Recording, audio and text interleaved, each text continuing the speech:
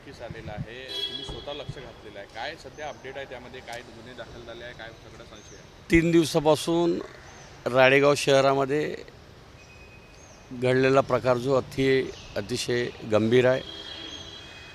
Police विभागाच्या माध्यमातून युद्ध पातळीवर चौकशी सुरू आहे. कालच मुख्यमंत्री मोदी यांनी राळेगावला SP उपस्थित असताना त्यांचा आढावा घेतला. SPने पूर्ण माहिती दिली. मी सुद्धा माननीय मुख्यमंत्री महोदयासोबत बोललो. मुख्यमंत्री महोदय राळेगावच्या प्रकरणावर पूर्ण लक्ष केंद्रित करून आहे.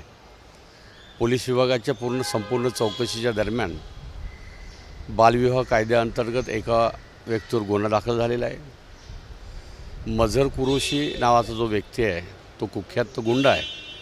त्याच्यावर गुन्हे दाखल करून त्याला 5 दिवसाची पोलीस कस्टडी मिळालेली आहे. निश्चितच पोलीस डिपार्टमेंटच्या माध्यमातून विभागाच्या माध्यमातून चौकशी अंती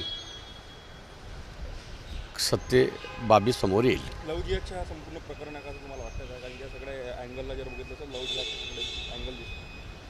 बघू आता पोलीस चौकशी अंती निश्चित होईल काय. तर तुम्हाला काय संशय आहे? म्हणजे प्रथमदर्शनी हा जो पार्श्वभूमी आहे, जे गुंड्याची त्या पार्श्वभूमी आहे, त्याची पार्श्वभूमी पाहता तुम्हाला काय संशय आहे?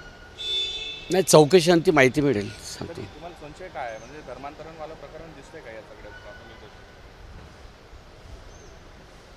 चौकशीनंतर मी सांगतो.